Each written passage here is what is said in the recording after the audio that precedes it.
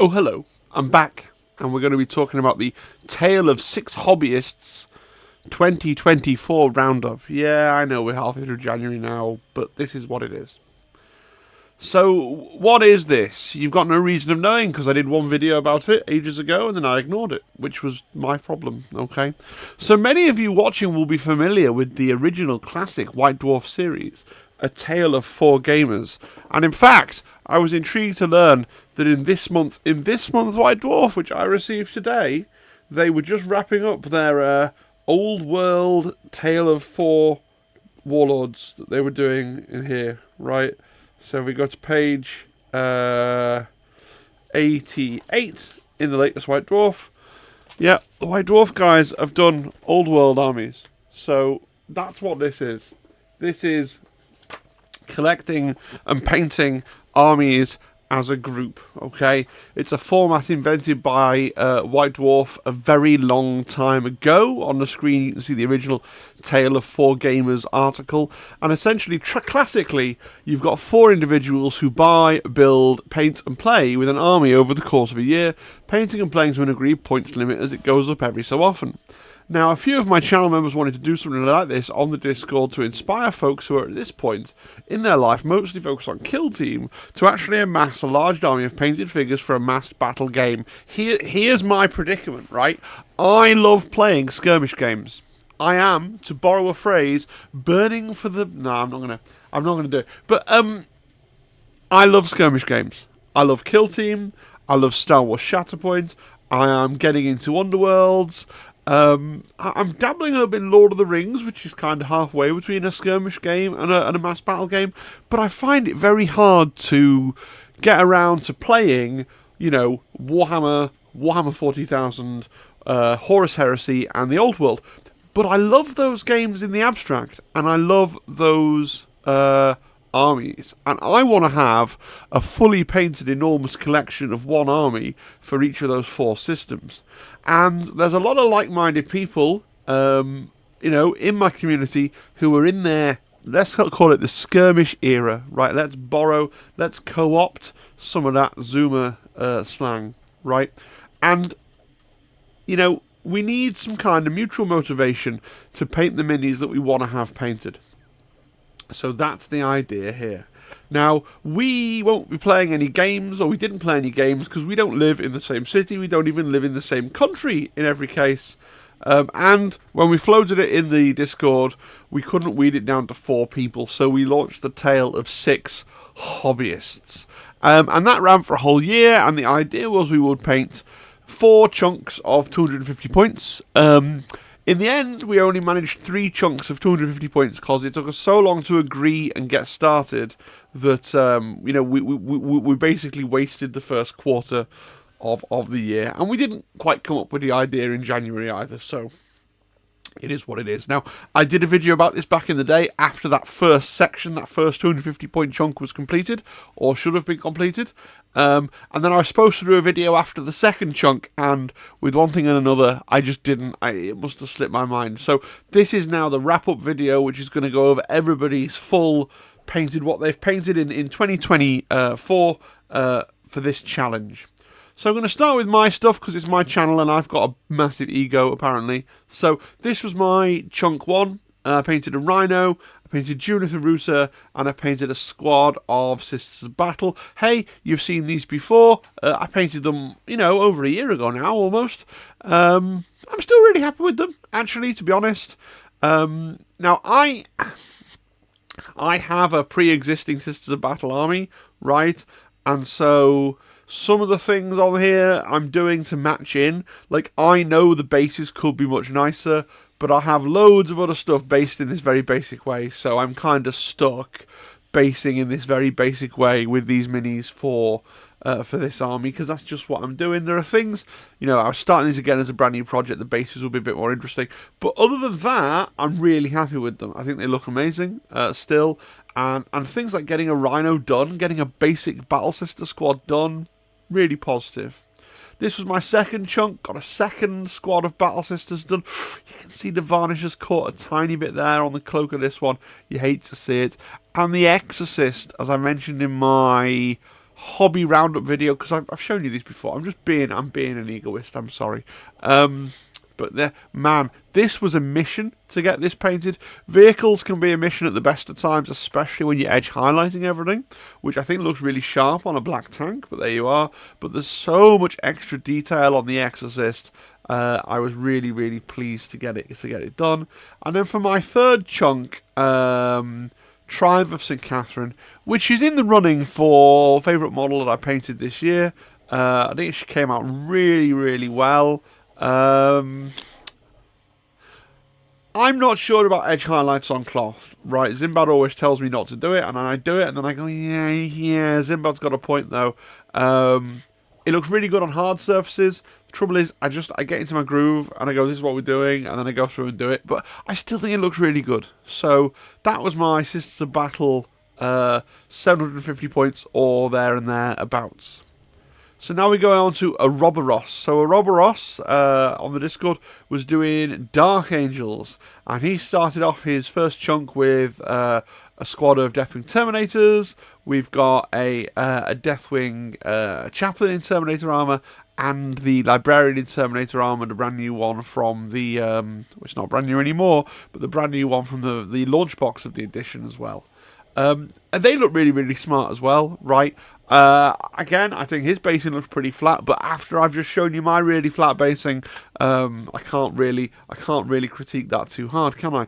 I think it's just one of those things where, actually, for a massed battle game, the basing's never going to be as interesting as it is for a skirmish game, because you've got so many of the things. But I think these come out looking really smart, you know. The white on the Watcher in the Dark there, I think, is a bit of a bold choice, okay? But other than that, I think these came out really smart. I think you should be really happy with them. Oro's second chunk, okay? We've got a... these are Deathwing Knights, aren't they? Yeah, see, I can tell what these are. They're looking a bit more yellow, right? But I think it's probably just the light, isn't it? And a classic. Oro really likes the classic Dreadnought, the Boxnaught, the Castaferrum Dreadnought, the Walking Coffin. As much as Games Workshop tries to phase them out and replace them with the new Primaris Dreadnought, which I think it's a straight upgrade, but Oro really wants to keep the candle burning for the Castaferrums. So he got one painted up.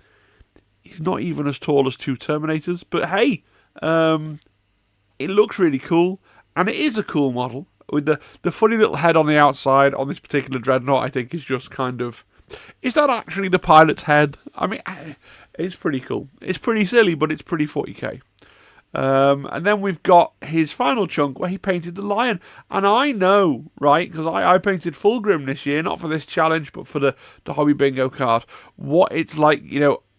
I like Oro. You have these models and you have them for a long time and you don't think you're ever going to do them justice. And finally, like, the best miniatures that you paint are the ones that have paint on them.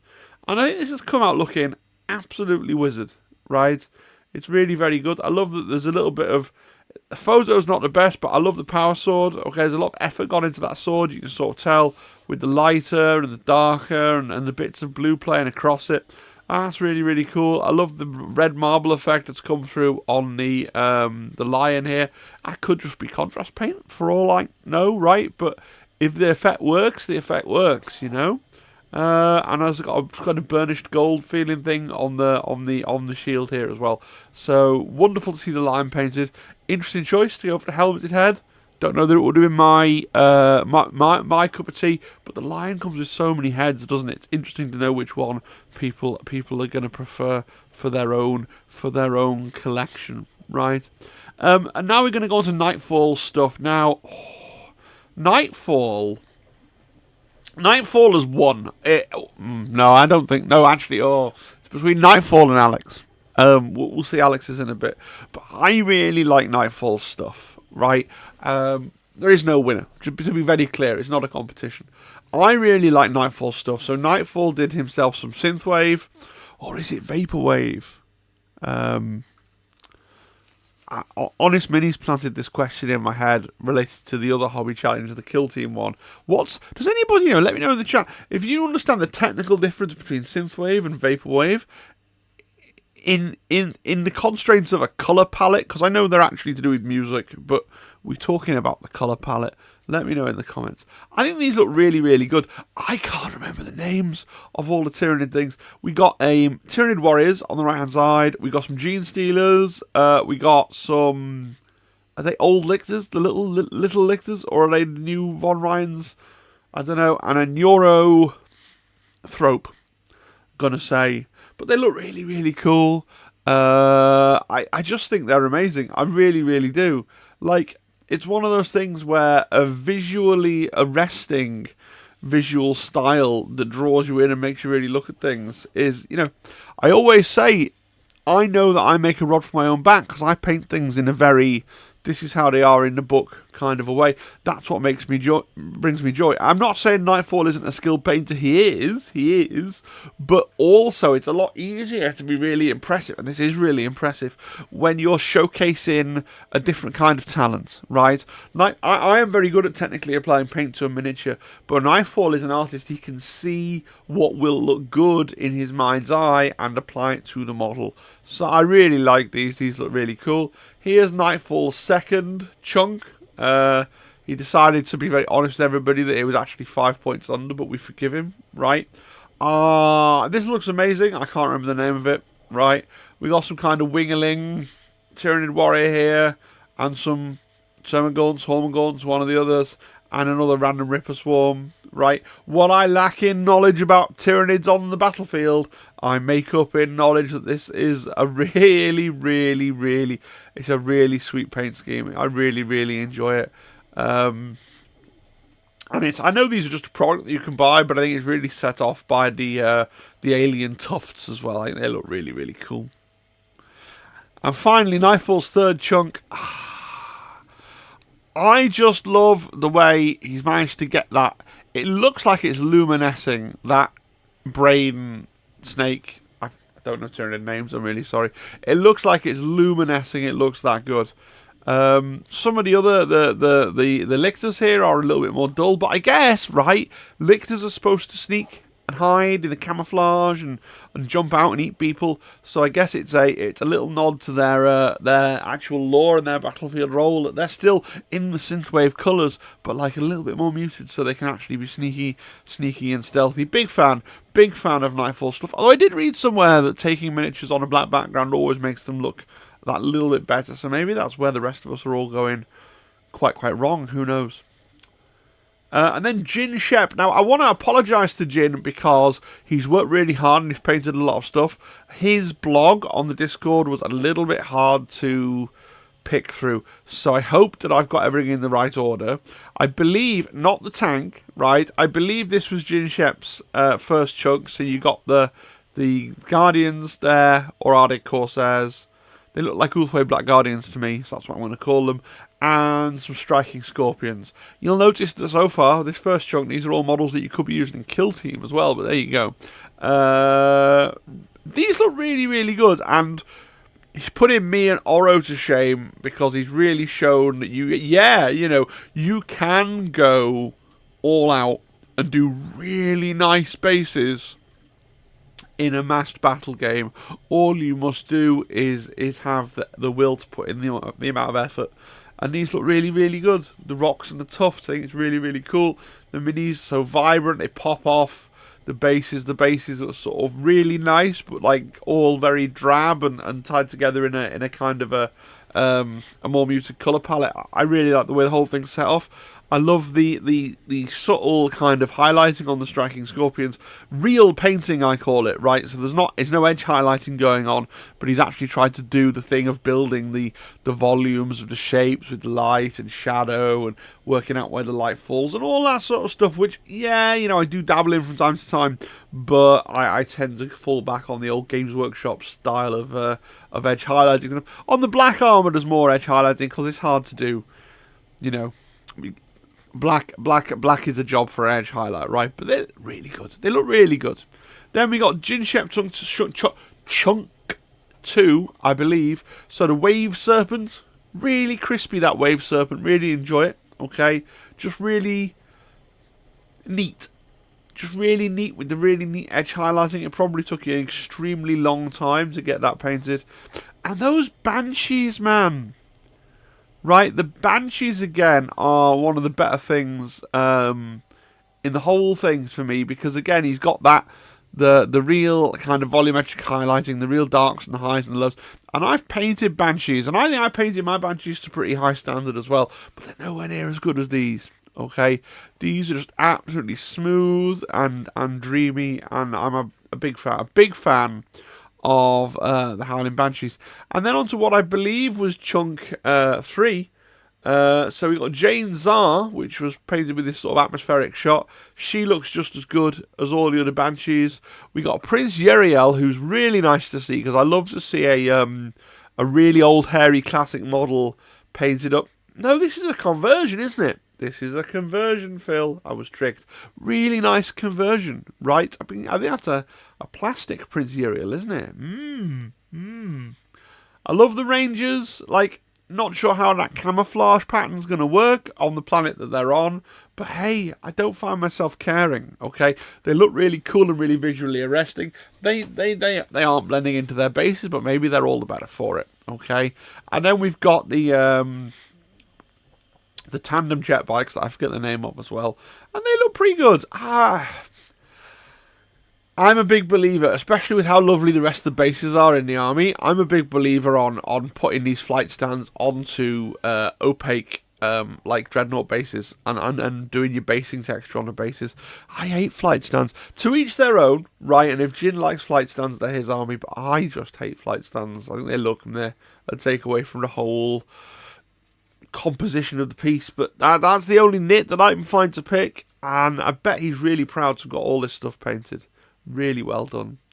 We go straight on to Tron. Now, Tron finished ages ago because Tron's doing Custodes. Funny story with Tron's Custodes is a lot of them used to belong to Mrs. Tabletop Impulse.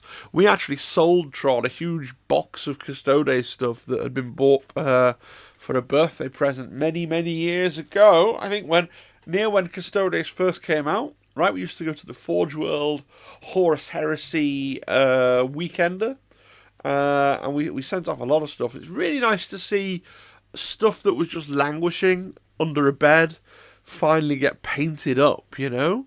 That's what I like the most about Tron stuff. That, and it's all pretty immaculate, as is befitting the Custodes. I really like the purple, but then the classic gold, okay? It's a spin on the red and gold. Funnily enough, that was how Mrs. T.I. was painting a few that she'd painted as well. Maybe we inspired, I don't know. Then we got Tron's second chunk here. Not the best photograph, okay. I think Sagittarium, is that what they're called? The Sagittarium, not so much in focus, but the character is. And doesn't he look amazing? I especially like the attention to detail of the plumage on the eagle feather. I think that looks really, really good, as well as the power flowing and crackling across that power axe. Really love to see it. And the highlight on the eagle where the light's falling, right, and it goes from light to dark across like that, which, you know, okay, it does make the eye kind of think there's no light being generated by the power axe, but it still looks really good.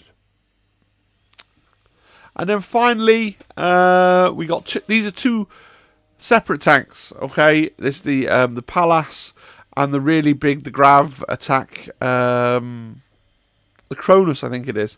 Not quite got the golden angle on the old photograph there, Tron, I have to say. Okay, but still really, really good, and I appreciate the effort that's gone into trying to affect a kind of marbly, highlighty look to the purple on the boom, engine boom here. That looks really, really cool. And now we're on to Alex McInnery. Now, Alex McInnery was supposed to be painting knights. And so in the video that I did, I showed his half-finished knight because he missed the deadline for the first chunk. And then it was very clear that he wasn't going to get that knight finished at his high standards in time to really do anything. So he decided to add in to his army a load of Imperial Agent stuff that he'd been like tinkering with. So we've got essentially the best part of two kill teams here. We've got an Inquisition Agent squad, and then we've got half of the the Rogue Trader kill team, but like the infantry squad half, right? And then we got good old Espen Lacano, the navigator there, and we've also got a Collector's Assassin for good measure. The thing I really like about these, again, not the best photograph. It seems to be a curse among my Discord people that they paint immaculately, and then the photograph's a bit kind of difficult for me to pass. But I really like the robes, the shadow and the light, and it is a little bit hard to tell how much of that's paint and how much of that's the lighting of the photograph, but I think they look really, really, really, really good. And he's gone for a deep purple as well, where a lot of people, myself included, would more typically go for like a bright red. I think that looks really, really cool. And then never fear, for his second chunk, he finished the knight that that I'd previously shown parts of. And this thing is just, like, this is a real beauty. This thing is truly staggering to behold, right?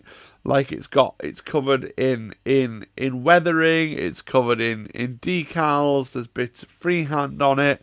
It's striding through an immaculately, like, modelled up diorama base of a duck pond, right? Like, I really like it. I really think this guy's got character. I love the paint job on the face. Is it a face? It's a face now. I think it's got real character. And I think it's the kind of model that you could drop into. Like, it's purple. It's got kind of non-specific heraldry. You could drop this into an Imperial army. Any Imperial army of any kind. And just be like, yeah, here's my free blade knight that I'm taking as an add-on, right? And it would make sense and it would look cool. And then finally, for his third chunk, we've got his take on Hector Rex, right? A very weathered, very weathered version. But, like, you can tell he's been practicing with his different bits of weathering. I think, for my taste, in some locations, a little over-weathered. I think verdigris is really tricky. And I run into the same problem with verdigris. Like, my brain is now saying to me that's a little bit too much verdigris. But I had the same thought when I did my own Plague Marines, right? But verdigris is tricky. I like it on the gun. It seems a bit over the top on the arm. I don't know. I really love this rust/filth here that's going up here and growing up over the transfer. I think that's really, really cool. And the feet, the grubby feet, and the paint that's just sloughed off here down to the bare metal. I think this looks all truly amazing. And I think there's something to be said for, you know, I'm doing a hobby challenge. I'm going to do knights. I'm just going to paint 3 knights, right? And he didn't quite manage to get 3 knights painted, that's true. But I think that's a really interesting way of approaching this kind of challenge as well. Looks really cool. So that's it. That is the rundown of the tale of 6 hobbyists. Thank you for sitting through near 25 minutes of looking at some gloriously painted miniatures. We will be back in 2025. We're going to focus on Age of Sigmar. I don't 110% have the details yet because Superstar Nightfall is really the power behind the throne when it comes to the tale of 6 hobbyists. He is the driving force. The captain and commander, or if you want, the den mother of the tale of 6 hobbyists. I'm just a guy that makes videos when he's badgered sufficiently into doing it, right? So we're going to focus on Age of Sigmar. I believe the plan is to do 250 point chunks, 4 chunks this year, right? So we're going to try and get 1 chunk finished before the end of March, right? So it's going to be 250 points in 4 chunks for 1,000 points army. There's talk of doing a physical meetup, which again is a testament to Nightfall's commitment because he's overseas, over in Germany. The rest of us, we're going to gather probably at Warhammer World, right? And we're going to, I'm unclear, are we playing 1,000 points? Are we playing not Combat Patrol, whatever it's called, Spearhead? But we're going to meet up and play Age of Sigmar on a day. That'll be really, really cool as well. We need to hash out the details. There will be a launch video. No, there won't be a launch video. That'll be boring. There will be a video after the first 250 points chunk, so I can show off some painted miniatures because that's cooler, and talk about what the challenge is and what it will entail. But if you want to get the early access, if you want to see what's happening before it happens, join the Discord. The link's in the description. If you want to see the blog posts for this Tale of 6 Hobbyists, the 40k one, you're going to have to scroll right the way down to the bottom on the left hand side into the archive section. They're going to be moved to there while this video is uploading, so that's where you will find them, in the archive section, okay? And then you will find it appears in the hobby section, the area, the arena for the brand new Tale of Six Hobbyists Age of Sigmar, and I'm really looking forward to it. At the moment I'm working on Dakaboy Kill Team, for the Kill Team Armageddon painting challenge, and once those are out of the way, I'm going to get straight onto the Age of Sigmar Tale of Six Hobbyists painting challenge, and that's the way I like to do my hobby, right? So final thoughts, let me know what you thought of the 6 armies on display. Whose is the best? Is it Nightfall's? Is it Alex McHenry's? It's one of those two, I think. That's my view. Don't let me colour you, though. If you want to tell me that my army were the best, okay, because you just want to, you want to, I don't know, just blow smoke up me, I guess, then you can do that as well. But I think the answer's probably Nightfall or Alex. Join the Discord, links in the description. Have, like I said before, have a proper look at the blogs, okay? And you'll be able to see, and some people have written loads about their thought process, their rationale, and what they liked and what they didn't like, and improvements for next time.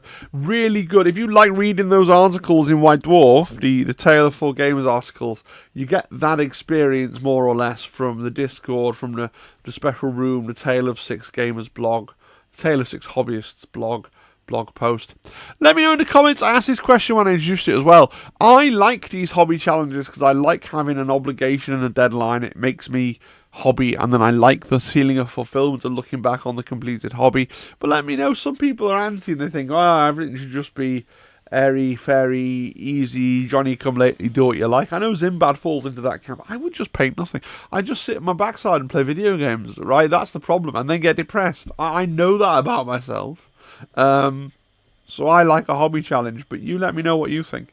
I want to say a big shout out to all my members, but especially Nightfall, who not only does he actually help mainly organise the Tale of 6 Hobbyists, okay, year on year, but he's also one of the biggest and most consistent financial supporters of the channel. Like, really, I should be paying him. I'm not going to pay you, right? But really, I should be paying him because he actually is helping out quite a lot behind the scenes with this Tale of 6 Hobbyists, and with the worst part, which is herding cats, right? But also a big thank you to Samuel Troth, who I double-checked the list of people that were on top tier, and hey, a brand new name appears, so thank you, Sam, for your generous... might be Compendium Lover, having changed his name, coming to think of it. But thank you for your generous financial contribution as well. All these things do help fund all the bits and pieces of hobby stuff that I buy. So thank you so very much. I really appreciate that. Alright guys, I hope you enjoyed the video. I know that I've not really uploaded this week. It's been a real tough one. I'm going to Warhammer World on Friday night for the tournament on Saturday and Sunday. And I wanted to get some orcs, an orc kill team, Wrecker Boy kill team painted. If you're on the Discord, you know the saga, right? And I got everything done. And as soon as I finish this video, I'm going to go off and start packing my bags so I can be ready to go after work tomorrow. But from Monday, regularly scheduled content will resume. So that means video on Monday, live stream on Tuesday, video on Wednesday. No, not Wednesday. That's a lie. Video on Thursday. Yeah. And then a video at the weekend as well. That's so 2 videos in the week, live stream in the week, and a weekend video. That will all be coming back to you starting on Monday. Thank you for your patience during the post-Christmas interregnum when I realised I had to sort of focus hard with my spare time on hobby. I appreciate that as well. Alright, thanks for that everybody. Hope you enjoyed it. And I'll see you again next time. Have yourself an excellent 2025. Cheery, cheery, cheery, cheery. Bye. Bye-bye, bye, bye, bye, bye. Bye-bye.